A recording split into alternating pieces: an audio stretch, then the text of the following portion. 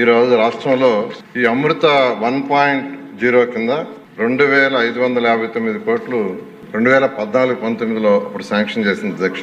దానికి గాను ఎక్స్పెండిచర్ 1,615 కోట్లయి కొన్ని వర్క్స్ ఆగినాయి అధ్యక్ష గత ప్రభుత్వంలో. అమృత్ 2.0 6,524 కోట్లు కేంద్ర ప్రభుత్వం యాక్చువల్ గా ప్రాజెక్ట్ శాంక్షన్ చేస్తే దానికి మ్యాచింగ్ ఫండ్ గత ప్రభుత్వం యొక్క ఆ వర్క్స్ అన్ని ఆగిపోయినాయి అధ్యక్ష. అదేవిధంగా ఏషియన్ ఇన్ఫ్రాస్ట్రక్చర్ ఇన్వెస్ట్మెంట్ బ్యాంక్ ద్వారా ఆ రోజు యాక్చువల్ గా 5,350 కోట్లు 2019 ఫిబ్రవరిలో శాంక్షన్ చేస్తే దానికి గత ప్రభుత్వం మ్యాచింగ్ ఫండ్ ఇక ఆ మొత్తం ఆగిపోయింది. మొన్న జూన్ కి అది ఎక్స్పైర్ కూడా అయిపోతే మళ్ళా దాన్ని రివైజ్ చేయించాం అధ్యక్ష. ఇప్పుడు అది రివైజ్ అయింది. అంతేకాకుండా అర్బన్ ఇన్ఫ్రాస్ట్రక్చర్ డెవలప్మెంట్ ఫండ్ దాని కింద 2,882 కోట్లు యాక్చువల్ గా మళ్ళా శాంక్షన్ చేశారు అధ్యక్ష.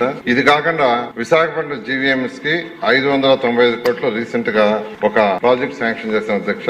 వీటిల్లో ఏషియన్ ఇన్ఫ్రాస్ట్రక్చర్ ఇన్వెస్ట్మెంట్ బ్యాంకు టెండర్లు పిలిచాము. అక్టోబర్ 13వ తేదీ యాక్చువల్ గా అది ఓపెన్ చేస్తున్నారు. ఈ అమృత్ 2.0 ఏదైతే 6,524 కోట్లు ఉందో అది ఈ రోజు యాక్చువల్ ఈవినింగ్ కేబినెట్ లో పెడుతున్నాం అధ్యక్ష. కేబినెట్ లో అప్రూవ్ అయితే వెంటనే దాన్ని కూడా టెండర్లు పిలిచి రాష్ట్రంలో మొత్తం 8,57,966 కనెక్షన్స్ కి యాక్చువల్ గా డ్రింకింగ్ వాటర్, సర్ఫేస్ వాటర్ ఇచ్చే విధంగా యాక్చువల్ గా ప్లాన్ చేశాం అధ్యక్ష. అయితే ఈ రోజు రాష్ట్రంలో మొత్తం 39,91,225 హౌసెస్ ఉన్నాయి. దాంట్లో 25,63,593 హౌసెస్ కి కనెక్షన్ ఉంది. ఈ ప్రాజెక్ట్స్ అన్ని కంప్లీట్ అయిపోతే రాబోయే 2-3 సంవత్సరాలు కంప్లీట్ అవుతాం. 8,57,966 హౌసెస్ పూర్తవుతుంది.